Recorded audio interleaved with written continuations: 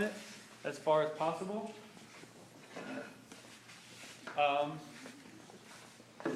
With this saw, you're always going to stand on the right side of the saw. Your body is always going to be on the right side because you can see that the blade is exposed on the left side. So you never have your body on the same side as the exposed blade. With this, you will always hold the piece of wood with your right hand, and then you will always operate the saw with your left. However, the difference between that machine and this one is we have an on button, and there's no trigger. So this button turns the blade on and it'll start spinning, where that has a trigger that you have to pull. With this, first thing you always do is pull it all the way out to make sure it clears the table, it's not going to hit anything, and then push it all the way back in. Then you would line up your cut just like that machine, where I'd assume you'd have something drawn on here, or you'd measure it with a tape measure. But you line up your cut with the blade by touching the blade to the piece of wood.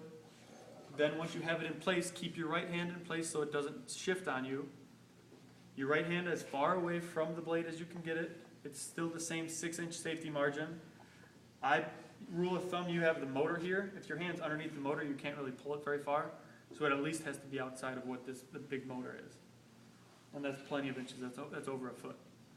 Then once it's lined up properly, you turn the machine on with your left hand, still holding the wood with your right. Turn the machine on.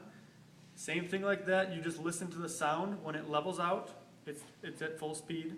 Don't just pull it right away. You have to go slow when you pull it out. But you turn it on with your left, then grab the machine, then make your cut. This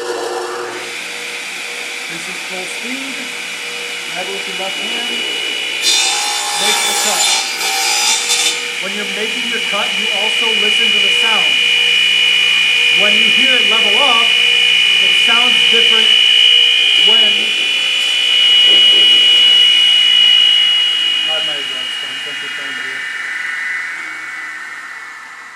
when the blade is actually cutting through the wood, it will sound different.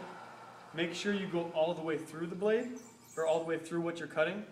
So listen to the sound. When it sounds different than when it is cutting, then you know you're all the way through.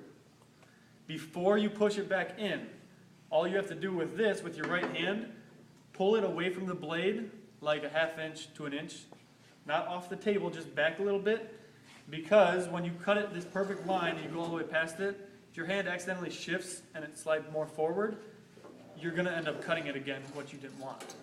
So to make sure that never happens, you just keep it on the table and you pull it away from the blade slightly. That's just something, it's more, if we had a panel saw, it'd be more, you'd need to know that for that. But it's just an easy trick to make sure your cut doesn't get screwed up. There's not much else with this, it's just make sure before you check it, make sure your hands are going to be clear of the saw. That's the most important thing. The joiner, before you use those machines,